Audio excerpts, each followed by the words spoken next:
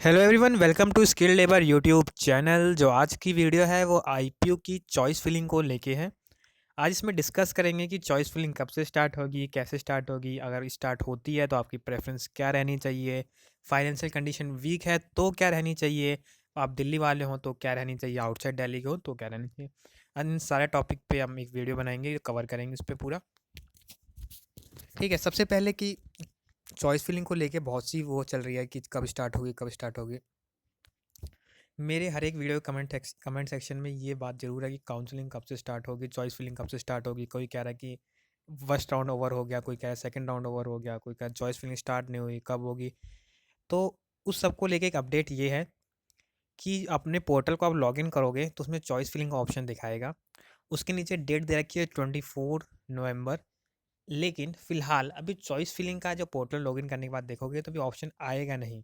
ठीक है, वो एक तरह रेडी नहीं हुआ एक तरीके से। वो आज शाम तक या कल सुबह तक मॉर्निंग तक रेडी हो जाएगा। ये किसी एक बच्चे के साथ प्रॉब्लम नहीं है, ये सबके साथ प्रॉब्लम चल रही है। ठीक है, तो उसमें घबराने वाली कोई बात नहीं है।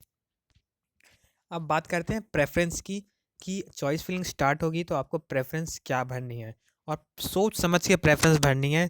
ये जल्दबाजी में ये नहीं कि कोई भी कॉलेज भर रहे हो, ऊपर नीचे कोई मिल गया फिर आप कह रहे हो 40,000 पे करना है, क्या करना है। सोच समझ के चॉइस फिलिंग करनी है। तो पहले स्टार्ट करते हैं। पहले मैं उन बच्चों को कहूँगा जिनकी थोड़ी फाइनेंशियल कंडीशन वीक है।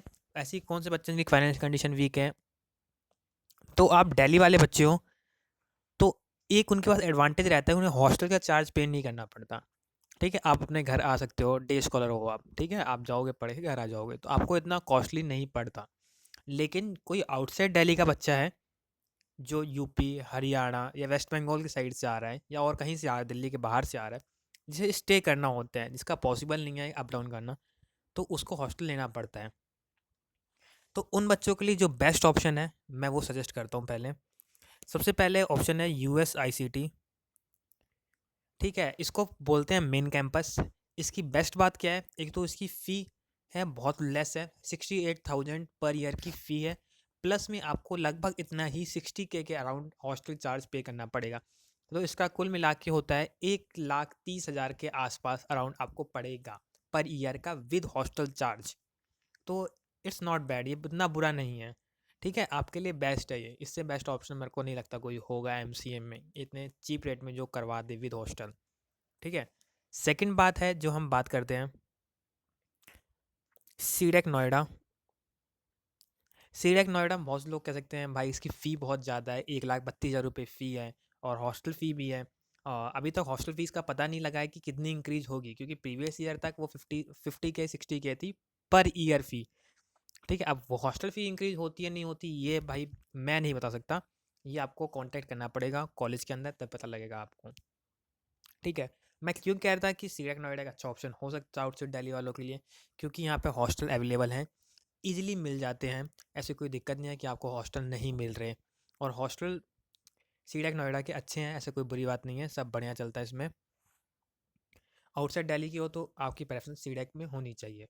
ठीक है, और जो मैं जिसकी फाइनेंशियल कंडीशन वीक है, सीडेक में 31 फीस है, तो उसके लिए बता दूँ लोन फैसिलिटी तो अवेलेबल होती है हर जगह, साथ में स्कॉलरशिप फैसिलिटी भी अवेलेबल रहती है। मैं गवर्नमेंट कॉलेज का बता सकता हूँ कि सीडेक नोएडा, USIT भाई परमानंद में स्कॉलरशिप फैसिलिटी अवेलेबल है।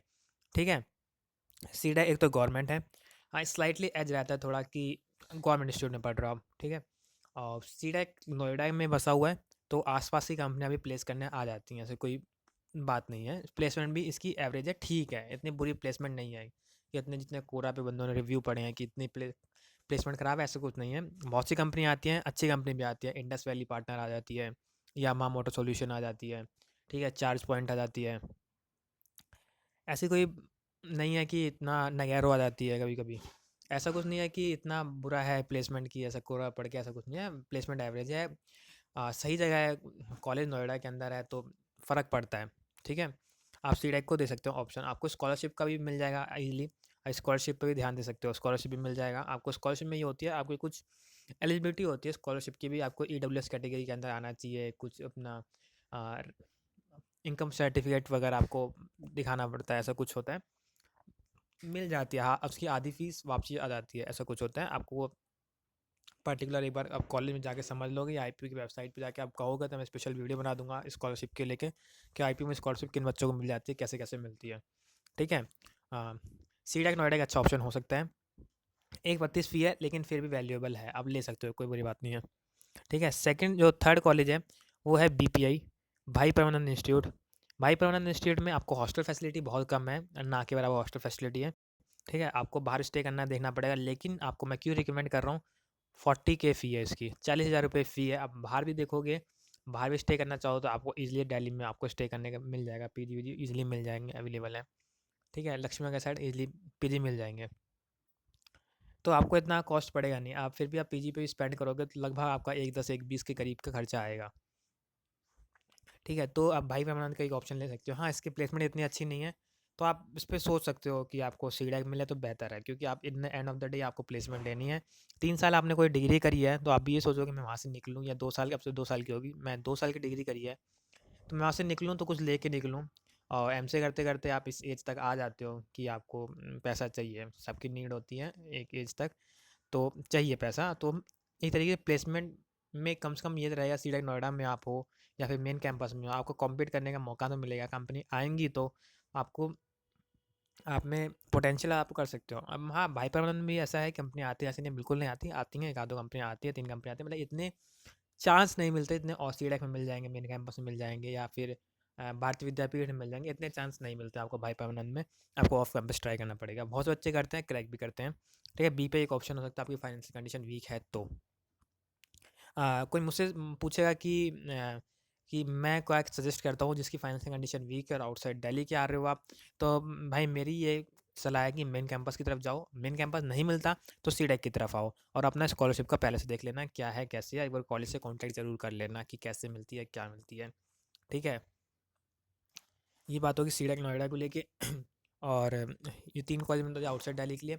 आप प्राइवेट कॉलेज की तरफ प्रेफर करना चाहो तो आप एलबीएस और जिम्स की तरफ जा सकते हो। उसके बाद इन तीनों के बाद आप आउटसाइड दिल्ली से आए तो उनकी तरफ जा सकते हो। यहाँ पे हॉस्टल फैसिलिटी आपको नन कुछ नहीं मिलेगी, जीरो है यहाँ पे हॉस्टल फैसिलिटी।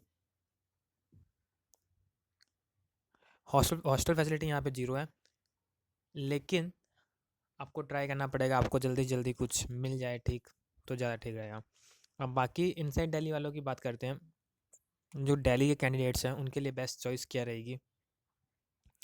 जो दिल्ली कैंडिडेट हैं उनके लिए बेस्ट चॉइस ये बताता हूँ कि आपको, जैसे कि आपके घर से ज़्यादा दूर नहीं है सीडेक नोएडा, तो आप सीधे नोएडा प्रेफर कर सकते हैं। अगर आपके घर से मतलब कोई दिल्ली वाला है, एक कॉर्नर से दूसरे कॉर्नर जाना है, मतलब 2 ढाई घंटे स्पेंड करने हैं, तो आपके लिए बेस्ट रहेगा बीबीपी साइड जाओ। वेस्ट दिल्ली के हो तो आप बीबी भारतीय विद्यापीठ साइड जाओ, क्योंकि भारतीय विद्यापीठ की भी 1,70,000 के करीब फीस है, और सीडेक की भी 1/32 के राउंड फी है। तो कुछ खास डिफरेंस रह नहीं गया, इतना आप ट्रैवलिंग चार्ज में खर्च कर दोगे, उतना आप अपने शारीरिक दुख झेलना पड़ेगा आपको भाई। इतना 2 घंटे जाना 2 घंटे आना, 4 घंटे 5 घंटे, इट्स नॉट अ जोक। इतना आसान नहीं होता कि 2.5 घंटे जाना फिर 2.5 घंटे आना वापसी। तो इससे बेटर है आप बीबीपी की तरफ जाओ। बाकी मेन कैंपस मिल रहा हो तो मेन कैंपस प्रेफर करो, और सीडेक और बीबीपी मान लो आपका ऑप्शन है कि सीडेक आपके पास पड़ रहा है तो आप ले सकते हो सीडेक। सीडेक बीबीपी मैं एक लाइन पर रखता हूँ। ठीक है।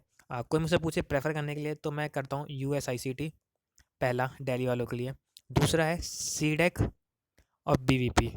आपको चस्का है कि भाई गवर्नमेंट में पढ़ना है तो सीडेक चले जाओ, प्लेसमेंट मिल जाएगी, फ़ीस हाई हो गई है। ठीक है। और थोड़ा एज रहता है कि आप सीढ़िया में पढ़ते हो, गवर्नमेंट इंस्टीट्यूट में पढ़ते हो, थोड़ा मन की शांति रहती है। बीबीपी की तरफ क्या है, डिग्री दोनों में आईपी की मिलेगी। बीबीपी की तरफ क्या है, एक 60 एक 80 करीब आपकी फ़ीस लगेगी। ये पुरानी फ़ी है, इंक्रीमेंट होगी नहीं होगी ये कोई नहीं बता सकता। बाकी देखो क्या होता है कैसे होता है, जो भी होगा आपको बता दिया जाएगा। ठीक है। बाकी रिमेनिंग कॉलेज की तरफ आना है आपको तो भाई परमानंद इंस्टीट्यूट है, उसके बाद और आपको फिर उसके बाद आप एल बी एस और जिम्स वगैरह को प्रेफर कर सकते हो। इनके बारे में इतना बताऊंगा नहीं, मैंने प्रीवियस वीडियो में बता रखा है कि एल बी एस और जिम्स में क्या है क्या नहीं है। बाकी जो भी हो आप देख सकते हो। ठीक है। तो यहाँ पे अब वीडियो एंड करते हैं। Thank you, have a nice day.